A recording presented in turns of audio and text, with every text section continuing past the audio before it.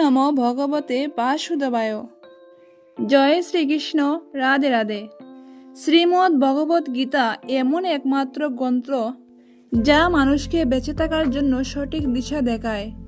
ভগবত গীতা জীবনের ধর্ম, কর্ম এবং প্রেমের পাঠ শেখায়। ভগবত গীতার জ্ঞান মানব জীবন এবং জীবনের পরবর্তী জীবনের জন্য উপযোগী মনে করা হয়। গীতা হলো সম্পূর্ণ জীবন দর্শন, আর যে ব্যক্তি একে যথাযথভাবে অনুসরণ করতে পারে সেই ব্যক্তি সর্বশ্রেষ্ঠ হয়। ভগবত গীতায় মোট 18টি অধ্যায় এবং 700টি শ্লোক আছে, যা সবার পক্ষে প্রতিদিন পাঠ করা এবং উপলব্ধি করা সম্ভবপর হয় না। সেই জন্য আজকের অত্যন্ত গুরুত্বপূর্ণ এই ভিডিওতে আমি ভগবত গীতার 111টি উপলব্ধি নিয়ে কথা বলবো, যেটা জানার পর আপনি শ্রীমদ্ ভগবত গীতার প্রকৃত অর্থ উপলব্ধি করতে পারবেন। তাই আপনি প্রতিদিন এই ভিডিওটি রাত্রে ঘুমানোর আগে বা সকালে ঘুম থেকে ওঠার পর অবশ্যই শুনবেন। তাহলে চলুন এগোনো যাক পৃথিবীর সেই মহামূল্যবান ভাণ্ডারের দিকে, যা ভগবান শ্রীকৃষ্ণ স্বয়ং নিজের মুখে বলেছিলেন। শ্রীকৃষ্ণ বলেন, এই সংসার আমারই মায়া দ্বারা আচ্ছন্ন। এই সংসার আমার দ্বারাই সৃষ্টি হয়েছে। আমি এই সংসারের পালনকর্তা, আবার আমি এই সব কিছুর বিনাশও করে থাকি। আমি অতীত, বর্তমান এবং ভবিষ্যতের সকল প্রাণীকেই জানি, কিন্তু বাস্তবে আমাকে কেউই জানতে পারে না। তিনি বলেন, এই নিকৃষ্ট প্রকৃতি ব্যতীত আমার আরেকটি উৎকৃষ্ট প্রকৃতি রয়েছে। সেই প্রকৃতি চৈতন্য স্বরূপা এবং জীবভূতা। সেই শক্তি থেকে সমস্ত জীব নিঃসৃত হয়ে এই জড় জগৎকে ধারণ করে আছে। ভগবান বলেন, যেমন প্রকাশের জ্যোতি অন্ধকারে ঝলমল করে, একই রকমভাবে সত্যও ঝলমল করে। এই জন্য মনুষ্যকে সর্বদা সত্যের প্রতিই থাকা উচিত। মৃত্যু হলো একটি অটল সত্য, যাকে কখনো পরিবর্তন করা সম্ভব নয়।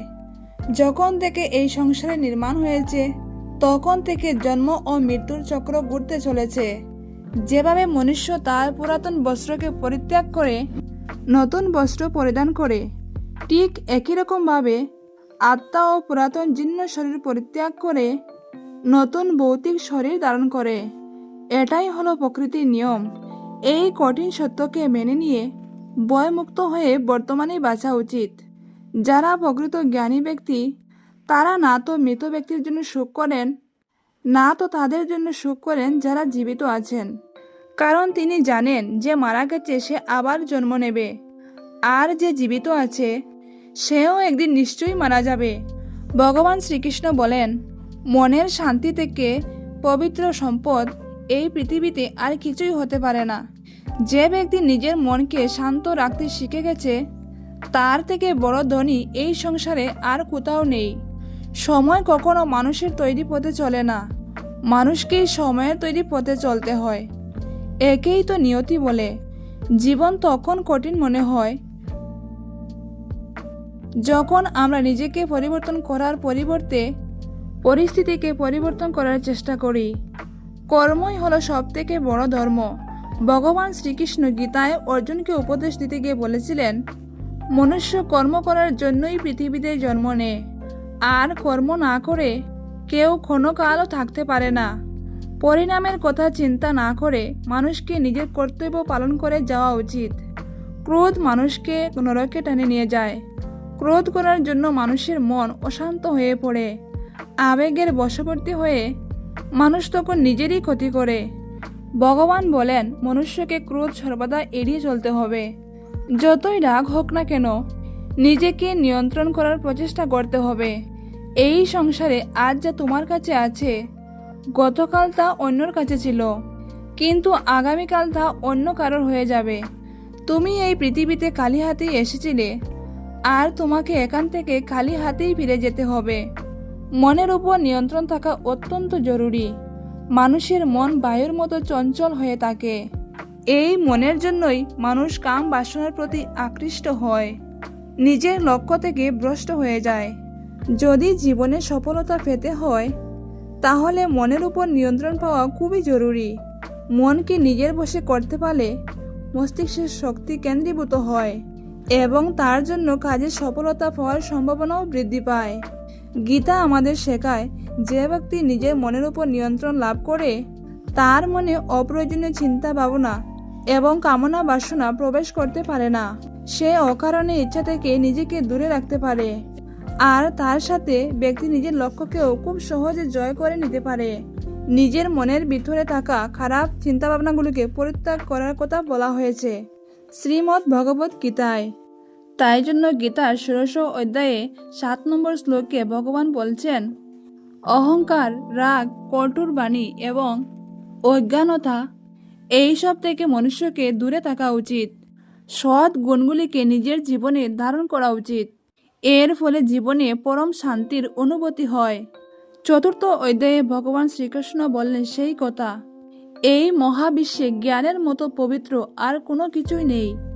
জ্ঞানের প্রতি জিজ্ঞাসা থাকলে তবেই জ্ঞান লাভ করা যায়। অর্থাৎ জীবনে শান্তি লাভ করার জন্য সাধনা নয়, বরং জ্ঞানের প্রয়োজন হয়। তিনি সমগ্র মানবজাতিকে উদ্দেশ্য করে অর্জুনকে বলেছিলেন, যদি মনকে নিয়ন্ত্রণ করতে না পারো তাহলে সেই মন তোমার চরম শত্রু হয়ে উঠবে। সদা সন্দেহকারী ব্যক্তি না তো ইহজীবনে শান্তি পায় আর না তো পরজীবনে। আর সেই জন্যই তুমি সন্দেহের প্রবণতা থেকে দূরে থাকো। অধিক সন্দেহ করলে মনের সমস্ত শান্তি নষ্ট হয়ে যায়, আর ব্যক্তি ভ্রমের বশবর্তী হয়ে আপনজনদের সঙ্গে সব সম্পর্ক নষ্ট করে ফেলে। শরীরের সৌন্দর্য মনকে আকর্ষণ করে, কিন্তু স্বভাবের সৌন্দর্য হৃদয়কে আকর্ষণ করে। সেই জন্য মনুষ্যের স্বভাব সর্বদা নির্মল হওয়া উচিত। কে কি করছে, কিভাবে করছে, কেন করছে, এই সব থেকে তুমি যত দূরে থাকবে ততই তুমি সুখে থাকবে। জীবনে আমরা কতটা ঠিক এবং কতটা ভুল এটা মাত্র দুজনেই জানে। একজন হলেন পরমাত্মা আর দ্বিতীয়জন হলো আমাদের অন্তরাত্মা। ভগবান শ্রীকৃষ্ণ বলেন, যে ব্যক্তির মধ্যে জ্ঞানের অভাব এবং ঈশ্বরের প্রতি বিশ্বাসের অভাব থাকে সেই ব্যক্তি জীবনে কখনো আনন্দ এবং সফলতা লাভ করতে পারে না। মানুষের দুঃখের প্রধান কারণই হলো তার মন। যে যত বেশি মোহ করবে সে তত বেশি দুঃখ ভোগ করবে। তোমার আফসোস তোমার অতীতকে পরিবর্তন করতে পারবে না, আবার তোমার দুশ্চিন্তা তোমার ভবিষ্যৎকেও পরিবর্তন করতে পারবে না। সেই জন্য বর্তমানের আনন্দ উপভোগ করাই সব থেকে ভালো কাজ। শ্রীকৃষ্ণ আরও বলেন, যদি কেউ তোমার পাশে থাকে তুমিও তার পাশে সব সময় থেকো, আর যে তোমার সঙ্গে প্রতারণা করে তাকে তুমি ত্যাগ করো। যে স্থানে তোমার কোনো সম্মান নেই সেখানে কখনোই যাওয়া উচিত নয়, কারণ এটা করলে লোক তোমাকে বোবা এবং দুর্বল ভাববে। যে কোনো কাজে সাফল্যের জন্য মনে প্রশান্তির প্রয়োজন হয়। ভগবান শ্রীকৃষ্ণ বলেন, রাগ বুদ্ধিকে দর্শন করে ব্যক্তিকে মূর্খ করে তোলে। একজন মূর্খ ব্যক্তিই নিজেকে ধ্বংস করে। এমতো অবস্থায় যে কোনো কাজে সাফল্য লাভ করার জন্য ক্রোধ ত্যাগ করা অতি আবশ্যক। যদি সফল হতে চাও তাহলে ভয়কে জয় করো। অর্জুন যখন কৌরবদের বিরুদ্ধে যুদ্ধ করতে রাজি হলেন না তখন ভগবান শ্রীকৃষ্ণ তাকে বললেন, হে অর্জুন, তুমি নির্ভয়ে যুদ্ধ করো, নিহত হলে স্বর্গ লাভ করবে, আর যদি জিতে যাও তাহলে পৃথিবী শাসন করবে। তাই যে কোনো কাজে সফলতা পেতে হলে মন থেকে ভয়কে দূর করতে হবে। কর্মফল নিয়ে ভগবান পরমেশ্বর গীতায় বলেছেন, আপনি যদি কোনো কার্যে সাফল্য চান তাহলে কর্মে মনোযোগ দিন, তবেই আপনি বিভ্রান্তি ছাড়া কর্ম করতে সক্ষম হবেন। গীতায় বলা হয়েছে, ফল কামনা করে কর্ম করলে কর্মের দিকে কম আর ফলের দিকে বেশি মন থাকবে। যতক্ষণ না তুমি নিজের কাছে হেরে যাচ্ছ ততক্ষণ এই পৃথিবীর কেউ তোমাকে হারাতে পারবে না। দুর্বল তুমি নয়, দুর্বল হলো তোমার সময়, আর সময় প্রত্যেকের পরিবর্তন হয়। তুমি শুধু নিজের কর্ম করতে থাকো। যে কখনো জীবনের সংকটে পড়েনি সে কখনো নিজের শক্তি সম্পর্কে জানতে পারে না। যে অন্যের দুঃখকে অনুভব করতে পারে, যার মনে দয়া আছে, যারা মন থেকে শুদ্ধ, সে এই পৃথিবীর জন্মমৃত্যু চক্র থেকে মুক্ত হয়ে যায়। ভগবত গীতার একটি বড় শিক্ষা হলো এই যে কাউকে কিছু দিয়ে কখনো অহংকার করা উচিত নয়। কে বলতে পারে তুমি তাকে সেটা দিচ্ছ? নাকি পূর্বজন্মের ঋণ পরিশোধ করছো? যেসব ব্যক্তিরা অহংকারী হয় তাদের বংশ, বৈভব এবং প্রতিষ্ঠা তিনটি চলে যায়। যদি বিশ্বাস না হয় তাহলে রাবণ, কৌরব এবং কংসকে দেখো, যারা অতিরিক্ত অহংকারের কারণে নিজেদেরকেই ধ্বংস করেছিল। যদি কাউকে বিশ্বাস করতে হয় তাহলে তার কথায় নয়, তার ব্যবহার দেখো। অতিরিক্ত রাগের সময় কিছুটা চুপ থাকলে এবং ভুলের সময় কিছুটা মাথা নত করলে জীবন আরও সহজ হয়ে উঠতে পারে। ভগবান শ্রীকৃষ্ণ বলেন, যে ব্যক্তি আমাকে জেনে যায় সে এই কষ্টে ভরা পৃথিবীর জন্মমৃত্যুর চক্র থেকে মুক্তি লাভ করে। যে ব্যক্তি ভগবত গীতা পড়ে এবং তাকে অনুসরণ করে তার জীবন থেকে সমস্ত দুষ্কর্মের প্রভাব দূর হয়ে যায়। যেটা তোমার ভাগ্যে আছে তা দৌড়ে তোমার কাছেই আসবে, আর যা তোমার ভাগ্যে নেই তা এসেও আবার চলে যাবে। ঝড় যেমন নদীতে থাকা নৌকোকে পথভ্রষ্ট করে দেয়, তেমনি বাসনা মানুষের বুদ্ধিকে ভ্রষ্ট করে দেয়। যে মানুষ সুখ দুঃখে এবং মান অপমানে শান্ত থাকতে পারে সেই মানুষ আমার অতি প্রিয়। বুদ্ধিমান ব্যক্তি যখন সম্বন্ধ রাখা বন্ধ করে দেয় তখন বুঝে নেওয়া উচিত যে তার আত্মসম্মানে কোথাও না কোথাও আঘাত লেগেছে। প্রেম সর্বদা ক্ষমা চাইতে পছন্দ করে,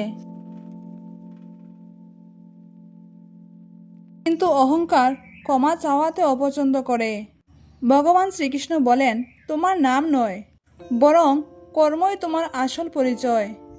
তার কারণ হলো এক নামের হাজার মানুষ আছে, তাদের নাম এক হলেও কর্ম ভিন্ন হয়ে থাকে, আর সেটাই তাদের আসল পরিচয়। হাজারটা ভালো কথার মধ্যেও লোক তোমার একটা খারাপ কথাকেই মনে রাখবে। তাই লোক কি বলছে তাতে মনোযোগ দিও না, যতটা সম্ভব নিশ্চুপ থাকাই শ্রেয়। কারণ মানুষের পাপের জন্ম তার মুখের কথা থেকেই প্রথম শুরু হয়। কারোর সাথে ছলনা করা বা ঠকানো হলো একটা ঋণের মতো, যা অন্য কারোর কাছে তোমাকে পরিশোধ করতেই হবে। আজ তুমি একজনকে ঠকাবে, কিন্তু আগামীকাল তার পরিণাম তুমি অন্য কারোর কাছ থেকে অবশ্যই পাবে। যদি তোমার দৃষ্টিশক্তি ভালো হয় তাহলে একমাত্র তুমি নিজের দোষ এবং অন্যের গুণগুলি খুঁজে পাবে। যে সময়ের সাথে সাথে স্বভাব পরিবর্তন করে তাকে কখনোই বিশ্বাস করা উচিত নয়। জীবনে কখনো নিজেকে অন্যের সাথে তুলনা করো না। তুমি যেমনই হও সেটাই সর্বশ্রেষ্ঠ। প্রত্যেকেই তাদের জীবন বদলানোর জন্য সময় পায়, কিন্তু সময় বদলানোর জন্য দ্বিতীয় জীবন কেউই পায় না। ভগবান শ্রীকৃষ্ণ বলেন, যা অবশ্যব্যাপী তা ঘটবেই, আর যা হবার নয় তা কখনোই হবে না। এইরকম বিচার যার মনে থাকে তাকে দুশ্চিন্তা কখনোই পীড়া দিতে পারে না। ভালো উদ্দেশ্য নিয়ে যে কাজ করা হয় তা কখনোই ব্যর্থ হয় না, আর তার ফলও তুমি একদিন নিশ্চয়ই পাবে। জীবনের সব থেকে বড় ভুল হলো সেটাই যেটা থেকে আমরা কিছু শিখতে পারি না। আজ তুমি যে কাজ করছো তার ফল তুমি ভবিষ্যতে নিশ্চিত পাবে, আর আজ তুমি যা কিছুই পেয়ে থাকো তা তোমার দ্বারা করা তোমার অতীতের কৃতকর্মের ফল। শ্রীকৃষ্ণ বলেন, যে মানুষ শ্রদ্ধা এবং ভক্তির মাধ্যমে আমার উপাসনা করে আমি তাকে সেই সব কিছু দিয়ে থাকি যা তার কাছে নেই, আর তার কাছে যা থাকে আমি তাকে রক্ষাও করি। কাকে কি আর কতটা বলতে হবে যদি তুমি শিখে নাও তাহলে তোমার জীবন সার্থক হয়ে যাবে। যদি জীবনে কখনো সুযোগ পাও তাহলে স্বার্থ ত্যাগ করে সাহায্য করে দিও, কিন্তু কখনো স্বার্থপর হয়ে এড়িয়ে যেও না। ধর্ম দ্বারা পরিপূর্ণ হৃদয় সর্বদা ধর্মের পরামর্শ দেয়, আর অধর্ম দ্বারা পরিপূর্ণ হৃদয় সর্বদা অধর্ম করারই পরামর্শ দেয়।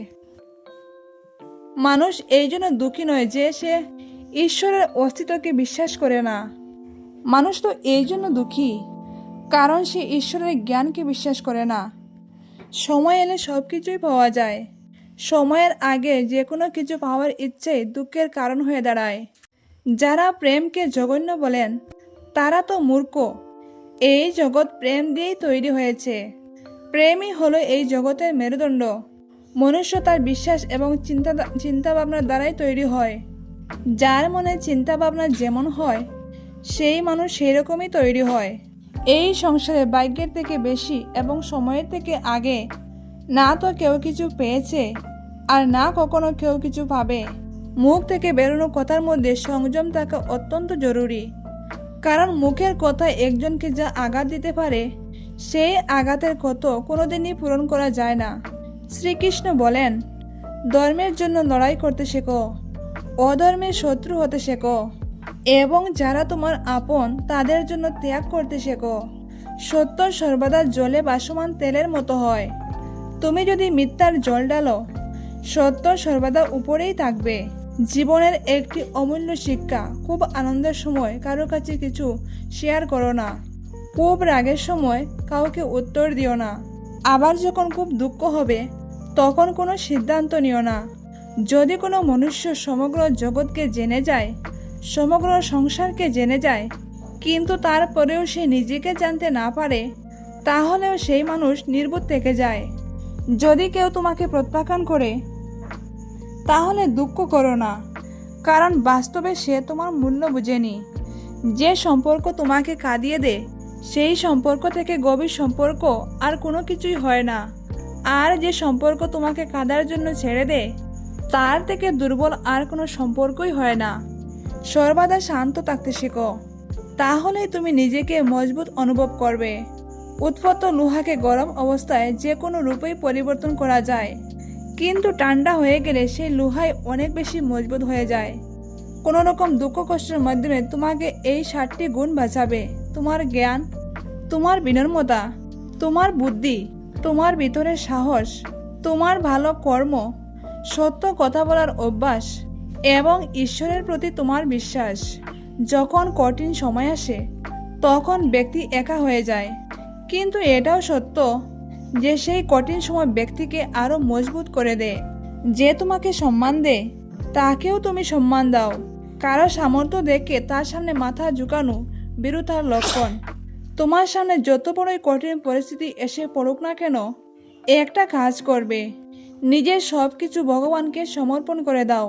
ভগবানের উপর সেই বিশ্বাস সেই ছোট্ট শিশুর মতো করো, যাকে হাওয়াতে ছুড়ে দিলেও সে হাসতে থাকে। সে ভয় পায় না, কারণ সে জানে যে তুমি তাকে নিচে ফেলে দেবে না। ভগবান বলেন, তুমি মন ছোট করো না। যদি আপনজন তোমার থেকে মুখ ফিরিয়ে নেয়, আমি তোমার সাথে সবসময় থাকবো। কারোর সামনে এতটাই ঝুঁকা উচিত নয় যে সে তোমাকে নিচু শ্রেণীর লোক ভাবতে শুরু করে।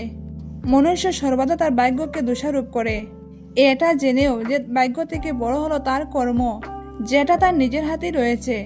একজন জ্ঞানী ব্যক্তি হলো সেই যে অন্যকে দেখে এবং তার থেকে শিক্ষা লাভ করে, কিন্তু তাকে কখনো ঈর্ষা করে না। এই পৃথিবীতে কেউ কারোর আপন হয় না। মৃতদেহকে শ্মশানে নিয়ে যাবার পর আপনজনই জিজ্ঞাসা করে, আর কতক্ষণ সময় লাগবে? জীবনে দুঃখ পাওয়াও জরুরি, না হলে সুখের গুরুত্ব অনুভব করা যায় না। এই পৃথিবীতে একমাত্র মাতা এবং পিতা হলেন দুজন ব্যক্তি যারা সর্বদাই চান যেন তাদের সন্তান তাদের থেকে বেশি উন্নতি করে। সময়, বন্ধু এবং সম্পর্ক, এই 3 জিনিস আমরা বিনামূল্যে পেয়ে থাকি, কিন্তু এদের মূল্য আমরা তখন বুঝতে পারি যখন কোনো একটি আমাদের জীবন থেকে হারিয়ে যায়। জীবনে কিছু দুঃখ আমাদের এমনও থাকে যা আমাদের বাঁচতে দেয় না, আবার জীবনে কিছু কিছু কর্তব্য এমন থাকে যা আমাদের মরতে দেয় না। তুমি যত ইচ্ছা ভালো কাজ করে নাও, তোমার প্রশংসা একমাত্র শ্মশানেই হবে। যদি তুমি কোনো ব্যক্তিকে একবার ক্ষমা করে দাও তাহলে তুমি জ্ঞানী, যদি দ্বিতীয়বার ক্ষমা করে দাও তাহলে তুমি নরম প্রকৃতির মানুষ, কিন্তু যদি তুমি সেই ব্যক্তিকে তৃতীয়বারও ক্ষমা করে দাও তাহলে তুমি এই দুনিয়ার সব থেকে বড় মূর্খ। এই জীবনের সব থেকে বড় এবং সব থেকে দামি জিনিস হলো তোমার বর্তমান।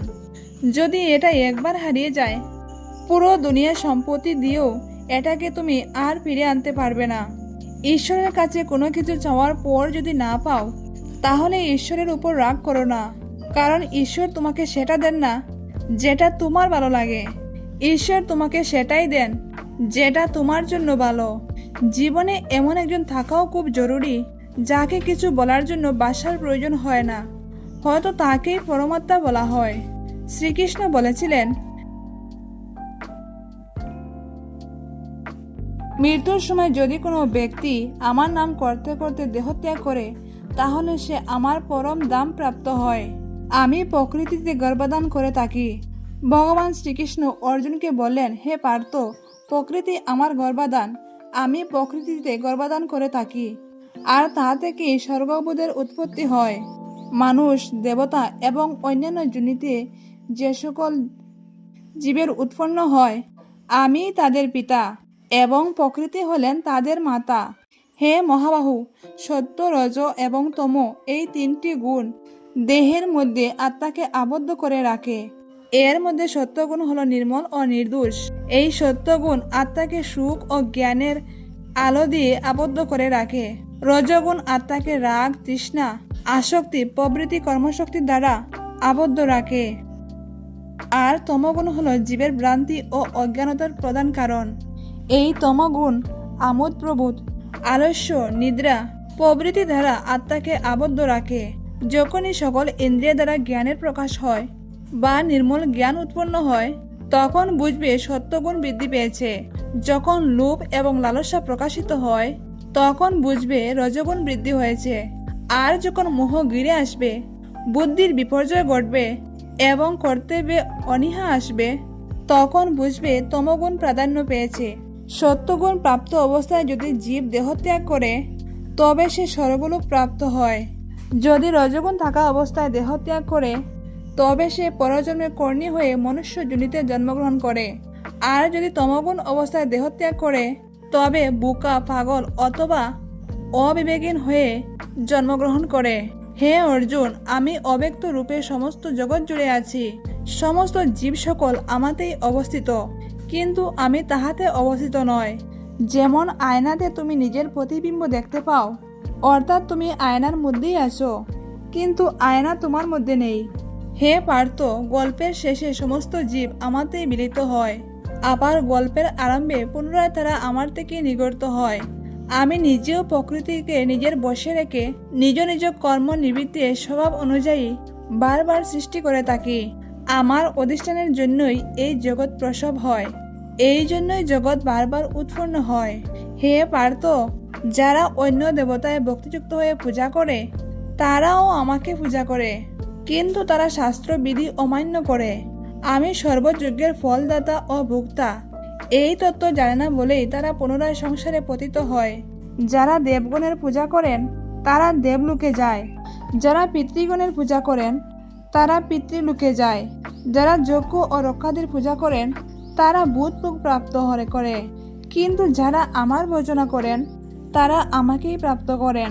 যিনি আমাকে পত্র, পুষ্প, ফল, জল ইত্যাদি ভক্তিপূর্বক দান করেন, আমি সেই ভক্তের উপহার গ্রহণ করে থাকি। বিষয় চিন্তা করতে করতে মানুষের মধ্যে তাদের আসক্তি জন্মায়। আসক্তি থেকে কামনা, কামনা থেকে ক্রোধ, ক্রোধ থেকে মোহ এবং মোহ থেকে স্মৃতিভ্রংশ ঘটে। আর বুদ্ধির নাশ হলেই বিনাশ হয়।